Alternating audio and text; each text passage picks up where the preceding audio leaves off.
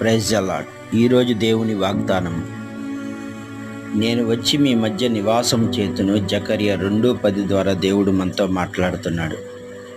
నిజమే, దేవుని మాట ప్రకారం జీవించేవారు, దేవుని వాక్యానుసారంగా జీవించేవాడు ఎవరైతే ఉంటారో వారి మధ్య దేవుడు నివాసం చేస్తానని వాగ్దానం ఇస్తున్నాడు. అట్లుగా మనం జీవిద్దాం. దేవుని యొక్క నివాసాన్ని మనం కోరుకుందాం. ఆయన నిరంతరము దేవుని యందు భయభక్తులు కలిగిన వారిని ఆయన ఎన్నటికీ విడవనని జకర్యా 2:10 ద్వారా దేవుడు మనతో మాట్లాడుతున్నాడు. ఈ రోజుని ఈ వాగ్దానం పట్టుకొని ఈ ఉదయకాల సమయంలో దేవుణ్ణి మహింపరుద్దాం. ప్రతి ఒక్కరి జీవితాల్లో వెలుగు నింపుకుందాం. ఈ దేవాతి దేవుడే నీకు తోడు అండ. ప్రతి నిమిషము నీతో ఉండాలని ఆశపడుతున్న దేవుడు కావాలా?